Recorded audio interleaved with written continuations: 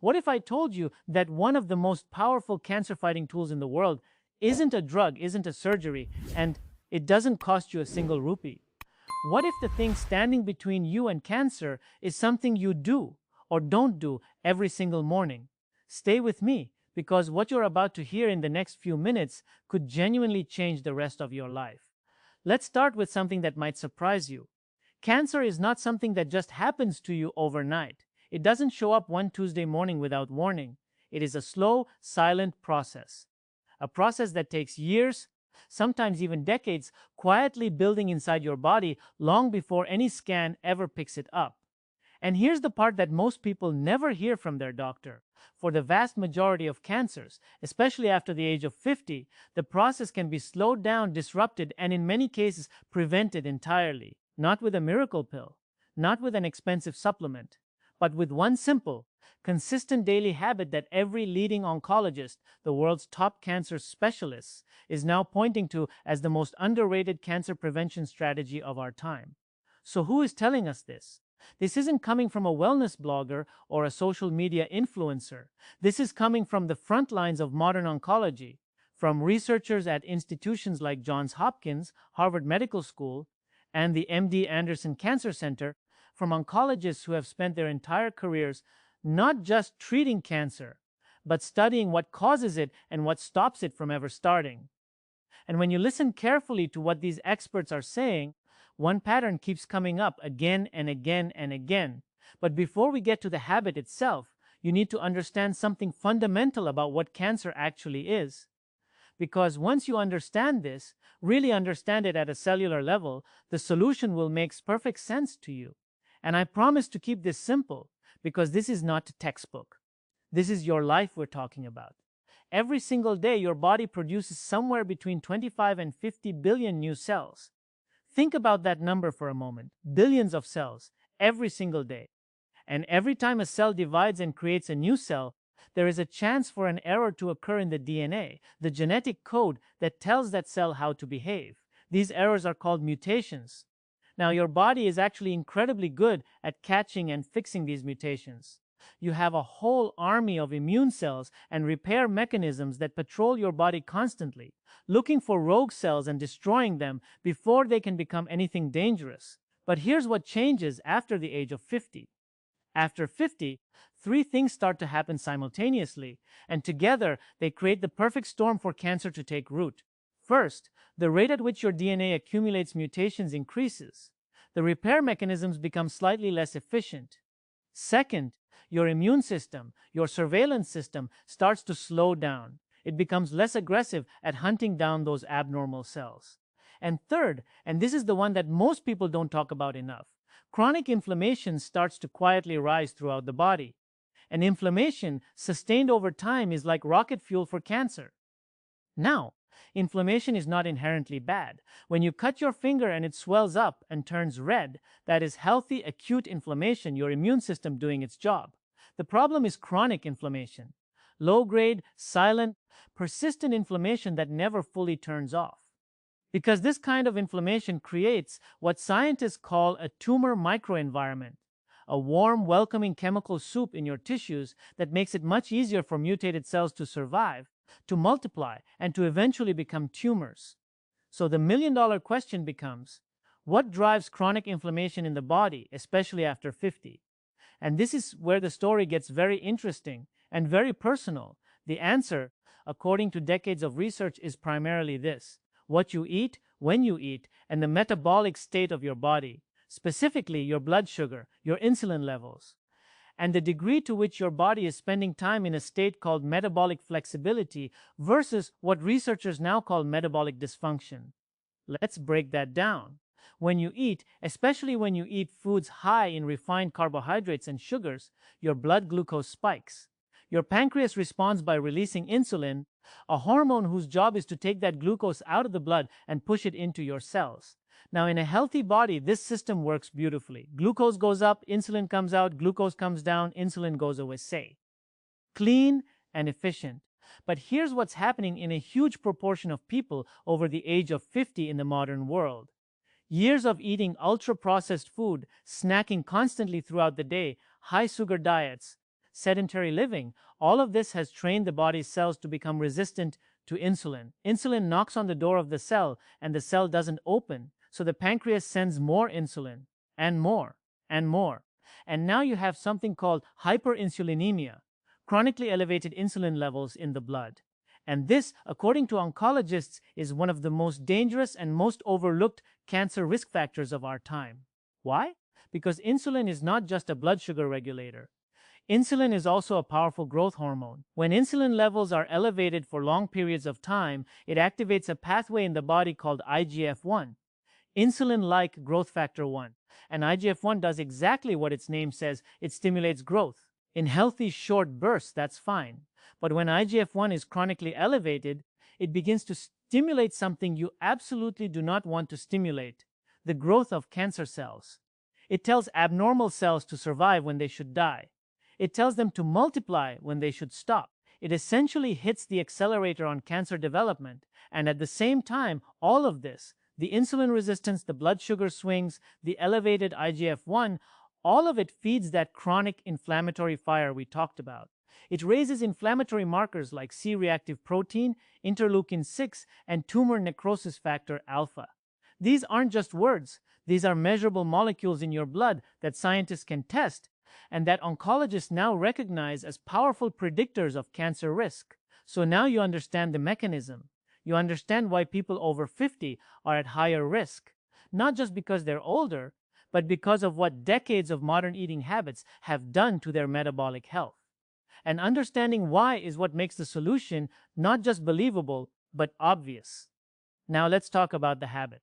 The one daily habit that, according to the science and according to top oncologists, has the most profound impact on reducing cancer risk after 50. It's not a supplement. It's not a superfood. It's not a specific exercise routine. Although exercise is important, and we'll come back to that, the habit is this: time-restricted eating. Specifically, giving your body a consistent daily window of 16 to 18 hours without food, which means compressing all of your eating into a 6 to 8 hour window each day. Now I know some of you just tensed up. Fasting, that sounds extreme. That sounds hard. That sounds like something only certain people can do. But I want you to hear me out, because what the science is showing us about what happens inside your body during these fasting windows is nothing short of extraordinary. And when you understand what's actually happening at the cellular level, when you see what your body is doing during those hours when you're not eating, you will look at this habit very differently. Let's start with the most immediate effect. When you stop eating, and we're talking roughly 12 to 14 hours after your last meal, your insulin levels drop to their lowest point. And when insulin drops, something remarkable begins to happen. Your body, no longer being flooded with glucose from food, begins to shift its fuel source. It starts burning fat.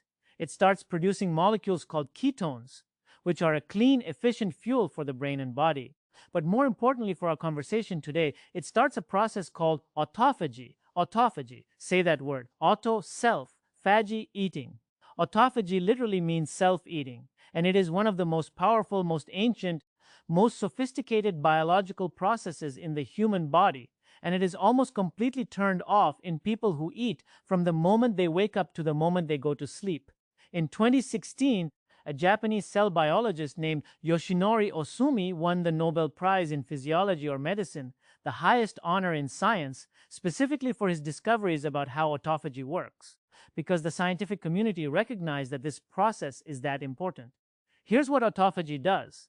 When your body enters this fasting state, your cells essentially begin a deep cleaning operation. They identify old, damaged, dysfunctional proteins and cell components, the biological junk that accumulates inside cells over time, and they break them down and recycle them. It's like your body's internal garbage disposal and recycling center, all in one. But here's the part that directly relates to cancer. Among the things that autophagy identifies and destroys are precancerous cells. Cells that have accumulated mutations and are starting to behave abnormally, but haven't yet crossed the line into full-blown cancer. Your body, during autophagy, hunts these cells down and eliminates them. This is your body doing its own cancer surveillance. Naturally, automatically, without any drug, but only if you give it the metabolic conditions to do so. and those conditions require the absence of food for a sufficient period of time.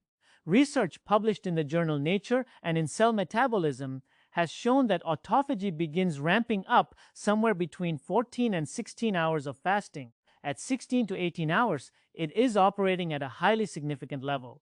And in multiple animal studies, as well as a growing body of human clinical research, periods of fasting that trigger robust autophagy have been directly linked to reduced tumor formation, slower cancer progression, and even enhanced response to cancer treatments like chemotherapy. Now let's walk through what actually happens inside your body, hour by hour, when you commit to this daily habit. Because I think when you see this laid out clearly, you'll realize that this isn't deprivation. This isn't punishment. This is your biology doing exactly what it was designed to do. And you are simply getting out of its way. Let's say you finish your last meal at 7 o'clock in the evening. You're not doing anything unusual yet. Your body is digesting, absorbing, managing blood sugar, completely normal. By around 10 or 11 p.m., most of that digestion is complete. Insulin is starting to come down. Blood glucose is normalizing. You go to sleep. This is hours 0 to 4. By the time you reach hour 8, which for most people is somewhere in the middle of the night, your liver has used up most of its stored glucose, a molecule called glycogen. Your body is now beginning a metabolic shift. It starts pulling energy from fat cells. Fatty acids are being released into the bloodstream. This is the early fat-burning state. Your insulin is now at a genuinely low level, and that IGF-1 growth signaling we talked about is starting to quiet down. Now we hit hour 12. This is the point that many people never reach, because they wake up and immediately have breakfast, a glass of juice, a cup of tea with sugar, and in doing so, they completely interrupt this process and reset the clock back to 0. But if you simply wait, if you drink water, black coffee, or plain tea, your body crosses a threshold.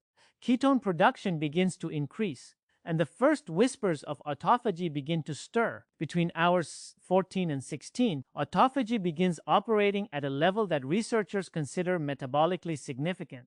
Your cells are now actively identifying and breaking down damaged components. Your immune cells, particularly a type called natural killer cells, which are your body's frontline soldiers against cancer, become more active, more aggressive, more efficient. Studies from the University of Southern California, led by researcher Dr. Walter Longo, one of the world's foremost experts on fasting and longevity, have shown that fasting triggers a regeneration of the immune system at the cellular level. Old, sluggish immune cells are cleared out. New, more effective ones are generated. Your cancer surveillance system is essentially being upgraded while you fast. And here is something that many people find genuinely shocking.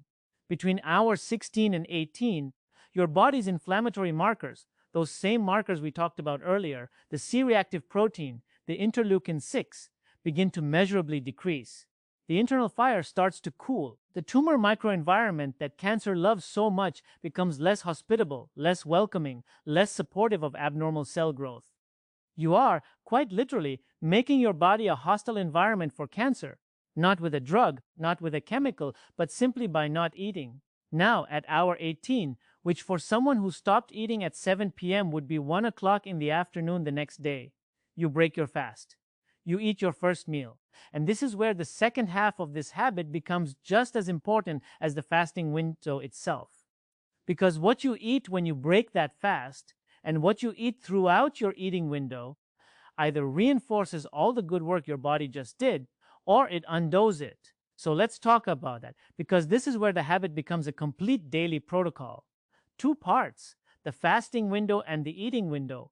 And both of them matter enormously for cancer prevention after 50. When you break your fast, the single most important principle is this: do not spike your insulin.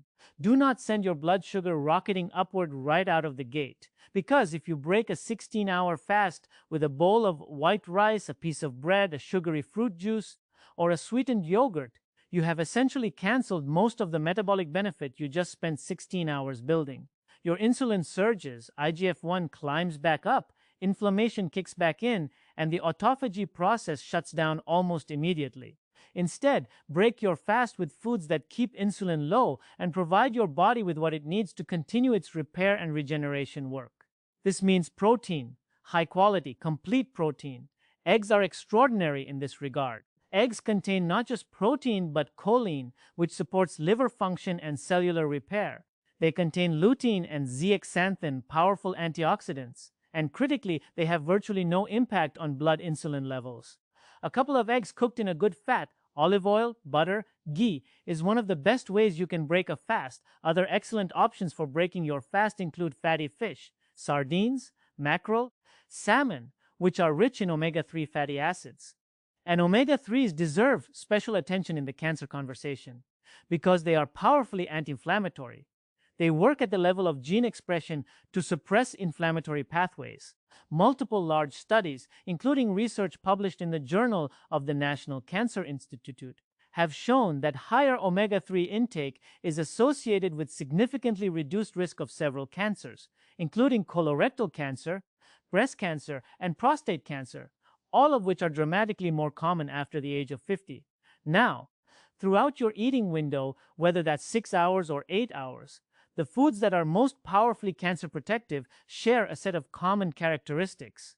They are low in refined carbohydrates. They are rich in fiber. They are packed with polyphenols, plant-based chemical compounds that directly interact with your DNA in a protective way. And they support the gut microbiome, which, as we are now learning from an explosion of research, is deeply intertwined with both immune function and cancer risk. Let's talk about fiber for a moment, because this is one of the most underappreciated cancer-fighting nutrients in existence. Fiber does something remarkable in the gut. It feeds a specific community of beneficial bacteria called lactobacillus and bifidobacterium and Akkermansia, which produce short-chain fatty acids when they ferment that fiber. One of these short-chain fatty acids, called butyrate, has been shown in multiple studies to directly inhibit the growth of colon cancer cells, to promote their self-destruction, a process called apoptosis, and to reduce inflammatory signaling throughout the gut lining. The research on butyrate and colon cancer is so compelling that some oncologists now refer to dietary fiber as a natural chemotherapy for the colon. Not because it cures cancer, but because it creates an internal environment where colon cancer cells struggle to survive.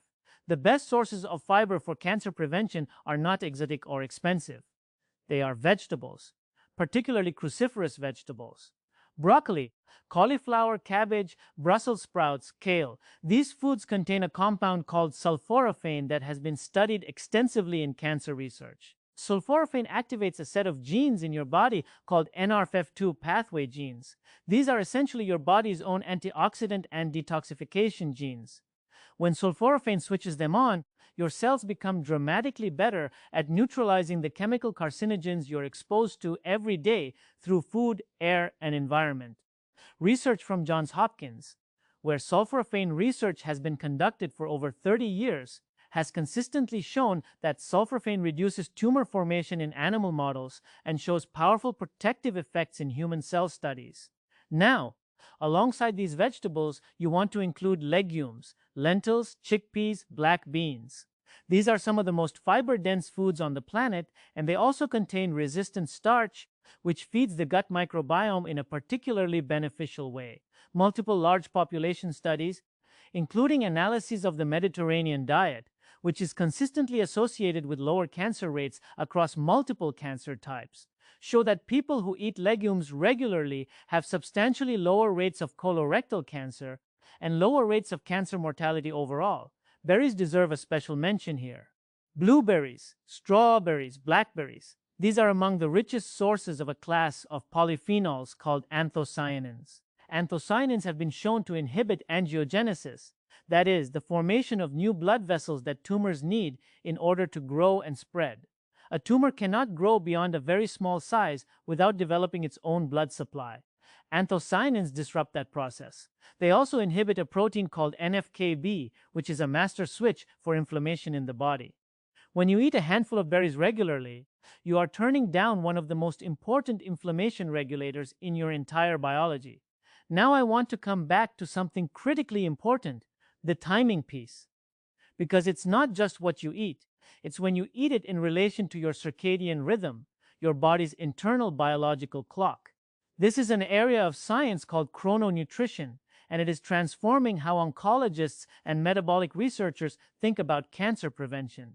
Your body has a master clock in the brain, a tiny region called the suprachiasmatic nucleus, and every single organ in your body has its own peripheral clock synchronized to it. Your liver, your pancreas, your gut, your immune system, all of them are governed by circadian rhythms. And what the research is now clearly showing is that eating in alignment with your circadian rhythm dramatically amplifies the cancer protective effects of time-restricted eating. Specifically, this means eating earlier in the day and stopping earlier in the evening. Studies from the Salk Institute in California, led by Dr. Sachin Panda, one of the world's leading researchers on circadian biology, have shown that animals fed the exact same number of calories and the exact same foods had dramatically different health outcomes depending on when they ate. Those eating in alignment with their natural light-dark cycle had lower inflammation, better insulin sensitivity, lower rates of tumor formation, and longer lifespans. Even though the food was identical, in human studies, researchers have found that women with breast cancer who fasted for 13 or more hours overnight had a 36% lower risk of cancer recurrence compared to those who fasted for fewer than 13 hours. Even after controlling for diet quality, weight, and exercise. This was published in the journal JAMA Oncology and represents one of the most striking pieces of human clinical evidence connecting fasting duration to cancer outcomes. What this tells us is that the window during which your body does its repair work, the fasting window, is not just a metabolic event. It is a circadian event. And the more your eating and fasting rhythms align with the natural light-dark cycle of your environment, the more powerfully your body's cancer prevention systems operate. This means, practically speaking, that if you can finish your last meal before 7 p.m. or even better, before sunset, and not eat again until late morning the following day, you are working with your biology in the deepest possible way. You are giving your circadian clock, your immune system, your autophagy machinery, and your anti-inflammatory pathways all the conditions they need to do their best work. Now let's talk about one more powerful piece of this puzzle before we get into exactly how to implement this habit if you're over 50, haven't done anything like this before, and don't know where to start. And that piece is movement, specifically the relationship between physical activity and cancer risk after 50. Exercise is not a separate topic from fasting. They are deeply connected, and together they are more powerful than either one alone. Here's why. When you exercise, particularly when you do a combination of moderate aerobic exercise and resistance training, you do several things simultaneously that directly reduce cancer risk. You increase insulin sensitivity, meaning your cells respond better to insulin, which means you need less of it, which means IGF-1 stays lower. You reduce visceral fat, the dangerous fat stored around your organs, which is itself a source of inflammatory molecules called adipokines. You increase a molecule called AMPK, which is essentially the opposite of the mTOR growth-promoting pathway. AMPK tells cells to enter repair mode rather than growth mode. And you dramatically enhance natural killer cell activity, those same frontline immune soldiers that hunt down precancerous cells. The research on exercise and cancer is as strong as almost any data in medicine.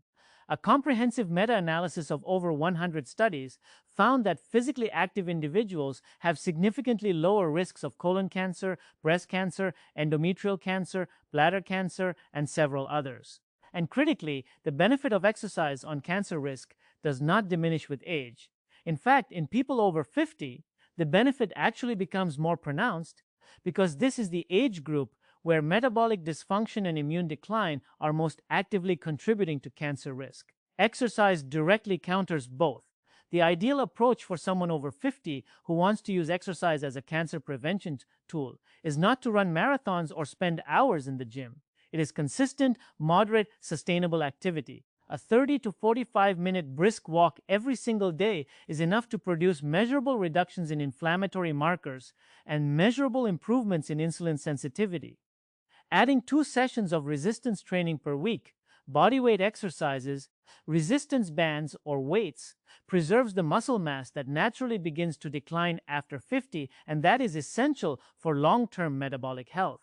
And here is a particularly powerful combination that oncologists and metabolic researchers are now recommending: exercising near the end of your fasting window just before you break your fast. At this point, your insulin is at its lowest, your body is in fat-burning mode, your autophagy is active, and exercise amplifies every single one of these effects. The natural killer cell activation from exercise, combined with the heightened immune surveillance from fasting, these two signals together create what researchers describe as a profound anti-cancer biological state. So now you understand the science. You understand why your body becomes more vulnerable to cancer after 50. You understand what chronic inflammation and elevated insulin do to your cells over time. You understand how time-restricted eating triggers autophagy, resets your immune system, lowers inflammatory markers, and creates a biological environment where cancer cells struggle to survive. You understand how the foods you eat during your eating window either reinforce or undermine all of that work. And you understand how movement amplifies everything. Now comes the most important question of all: how do you actually do this? How do you take everything we've talked about and turn it into a simple, sustainable daily habit that fits into your real life, especially if you're over 50, perhaps dealing with existing health conditions, perhaps on medications, and perhaps completely new to any of this? Let me give you a clear step-by-step path, and I want to be genuinely honest with you here. I am not going to pretend this is effortless on day one. There will be an adjustment period.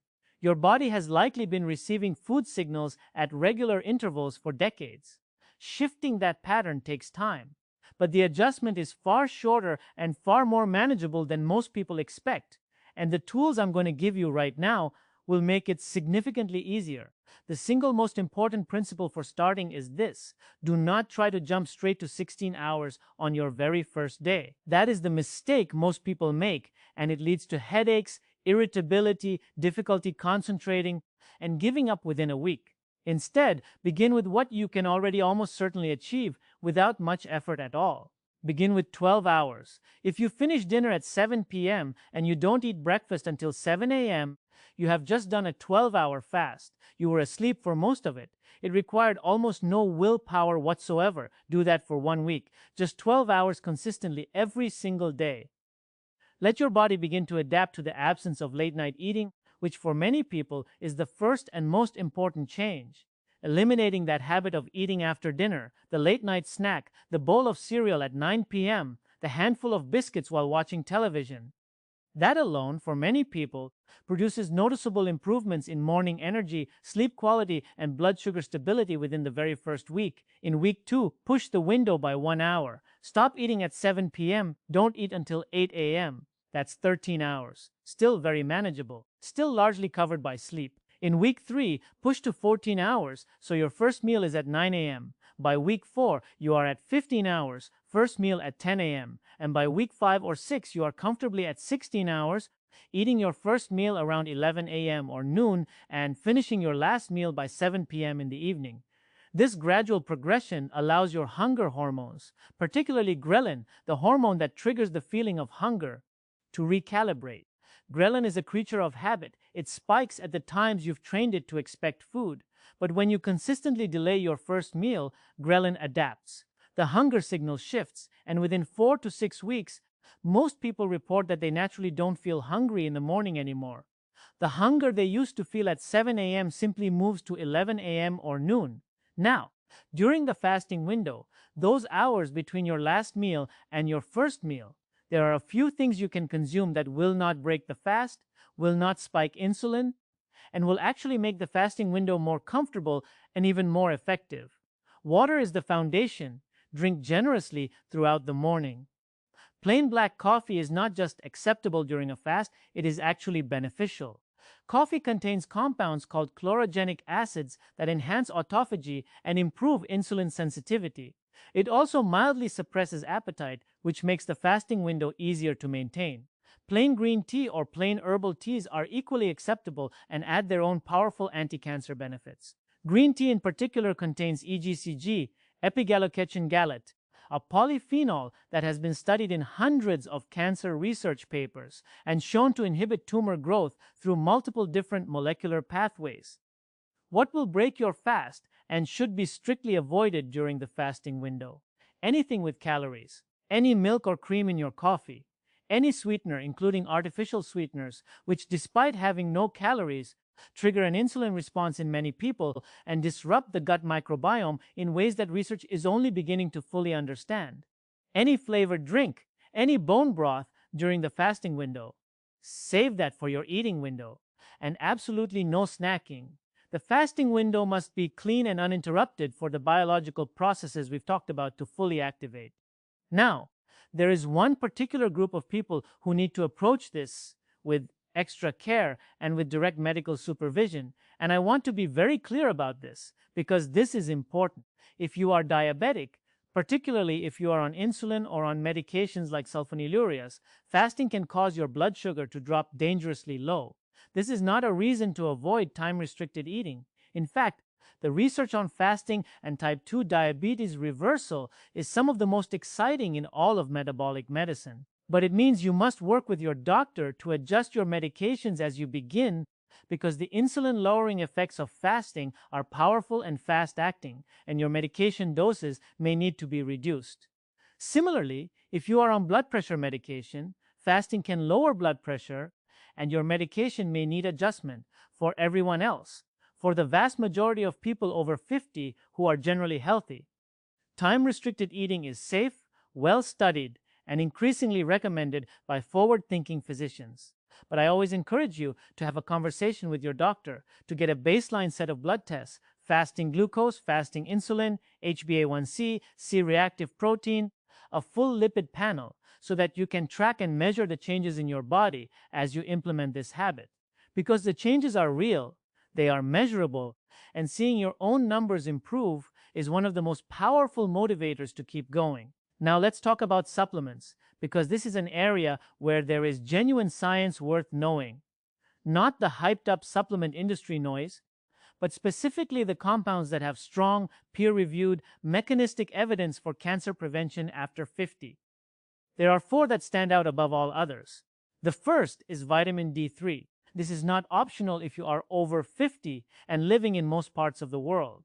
Vitamin D is not just a vitamin, it is a hormone that regulates the expression of over 2,000 genes in the human body, including multiple genes directly involved in cancer cell growth and death. Vitamin D deficiency is associated with significantly higher risks of colorectal cancer, breast cancer, prostate cancer, and lung cancer. And vitamin D deficiency is extraordinarily common.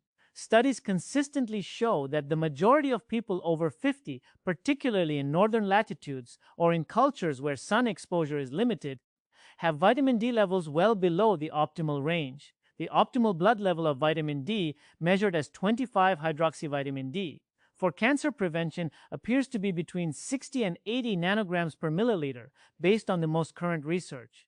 Most people need between 2,000 and 5,000 IU of D3 daily to reach and maintain this level, and it should always be taken with vitamin K2, which ensures that the calcium mobilized by vitamin D goes into bones and not into arteries. The second supplement is magnesium. Magnesium is a cofactor, a helper molecule for over 300 enzymatic reactions in the body, including DNA repair. Remember those DNA repair mechanisms we talked about at the very beginning, the ones that catch and fix mutations before they become cancer? Those mechanisms require magnesium to function.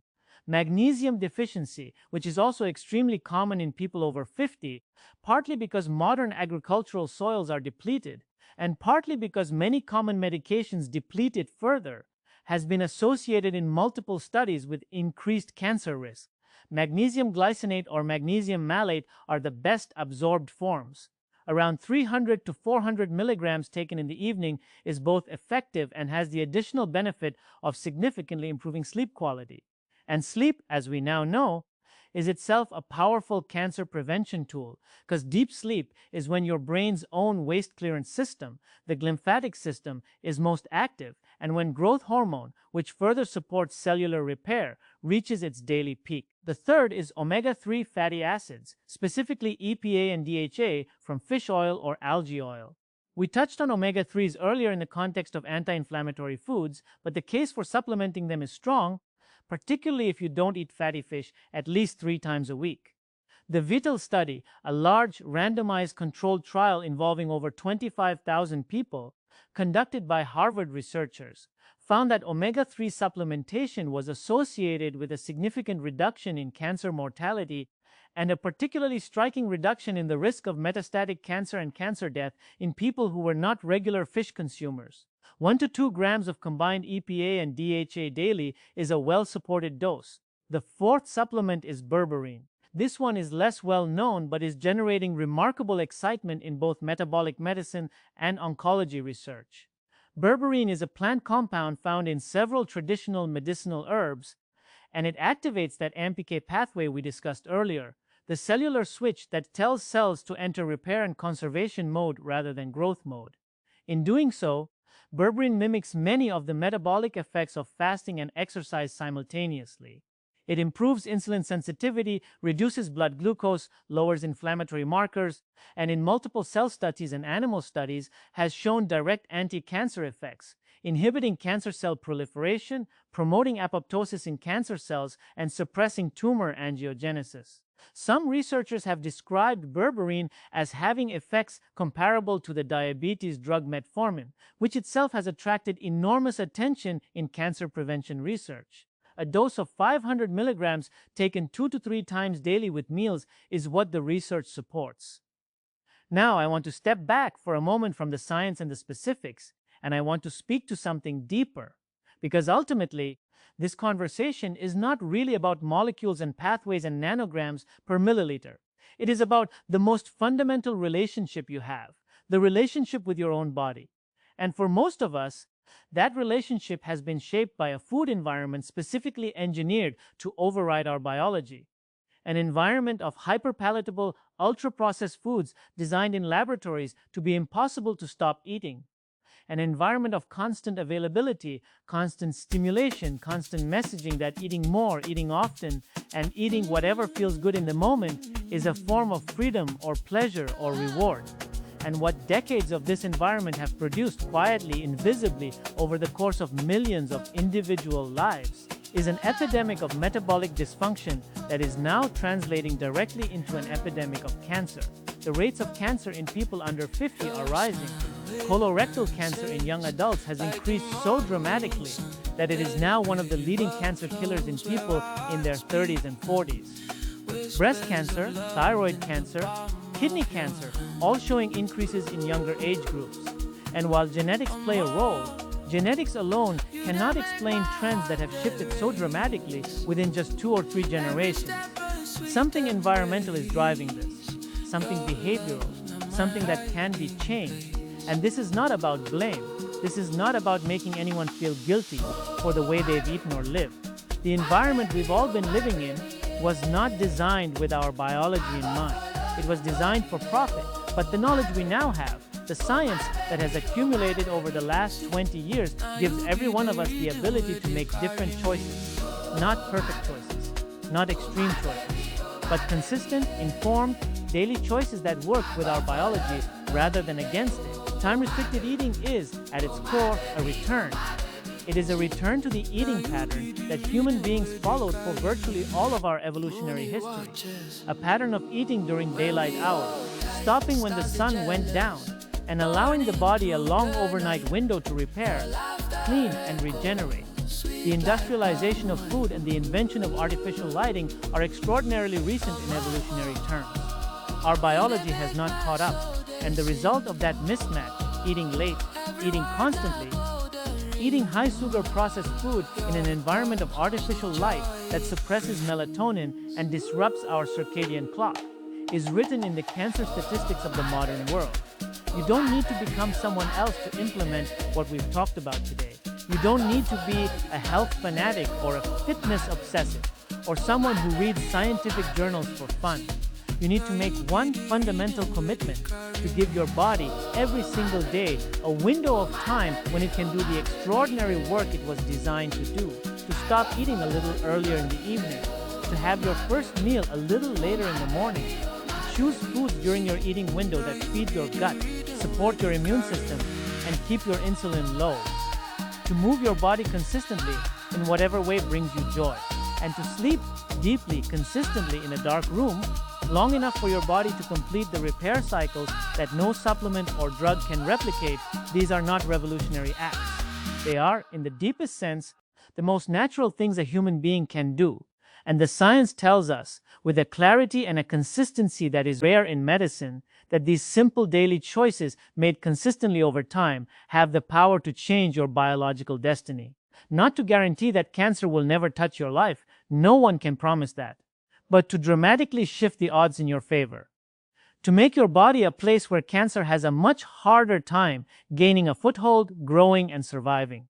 One final thought. The best oncologists in the world, the ones who have spent their careers in the trenches of cancer medicine, watching people suffer through treatments that are brutal and uncertain, virtually all of them will tell you the same thing when you ask what they do for themselves, for their own cancer prevention.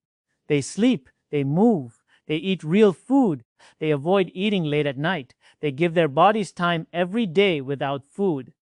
They are not doing anything exotic. They are doing the things that the evidence most consistently and powerfully supports. And now you know exactly what those things are and exactly why they work. The choice, as always, is yours. But the science has never been clearer, and the habit has never been simpler. Start tonight. Finish dinner a little earlier. Drink your water. Sleep well. And let your extraordinary, intelligent, self-healing body do the rest. So let's bring everything together, because we've covered a lot of ground today, and I want to make sure you walk away from this video with absolute clarity on what to do. Starting from today, after the age of 50, your body faces 3 simultaneous challenges that increase cancer risks: accelerating DNA mutations, a slowing immune system, and rising chronic inflammation. These 3 forces don't work independently, they feed each other. And the common thread running through all of them is metabolic dysfunction, specifically chronically elevated insulin, insulin resistance, and the inflammatory cascade that follows. The number one daily habit that the world's leading oncologists and metabolic researchers point to for cancer prevention after 50 is time-restricted eating, compressing your meals into a consistent 6 to 8 hour window each day and giving your body 16 to 18 hours without food. During that fasting window, 3 profound biological events occur. Insulin drops to its lowest level, shutting down the IGF-1 growth signaling that feeds cancer cells. Autophagy activates, your body's built-in cellular cleaning system that hunts down and destroys precancerous cells. And your immune system undergoes genuine regeneration, producing fresher, more aggressive natural killer cells that are far better at catching and eliminating abnormal cells before they become dangerous. During your eating window, the foods that most powerfully reinforce these effects are the ones that keep insulin low and inflammation quiet. Eggs, fatty fish, cruciferous vegetables rich in sulforaphane, fiber-dense legumes, and antioxidant-rich berries. And the timing of that eating window matters too. Eating earlier in the day, in alignment with your circadian rhythm, amplifies every one of these benefits at the level of your DNA. Consistent daily movement, even a 30 to 45-minute brisk walk, and 2 sessions of resistance training per week work in direct synergy with time-restricted eating, further lowering insulin, reducing visceral fat, and supercharging natural killer cell activity. 4 supplements with the strongest evidence for cancer prevention after 50 are vitamin D3 with K2, magnesium glycinate, omega-3 fatty acids, and berberine. And quality, consistent sleep in a dark room long enough to complete full repair cycles is not a luxury. It is a biological necessity that no other habit can replace. The practical path forward is simple and gradual. Start with 12 hours tonight. Add 1 hour each week until you reach 16. Be patient with your body. Be consistent with your window. Be intentional with your food choices. And be honest with your doctor. Share what you're doing, get your baseline numbers tested, and track your progress. Here is what I want you to carry with you from everything we discussed today. Cancer is not inevitable. It is not simply a matter of bad luck or bad genes that you have no influence over. The science is overwhelmingly clear that the daily choices you make, what you eat, when you eat, how you move, how you sleep, directly shape the internal environment of your body in ways that either invite cancer or resist it.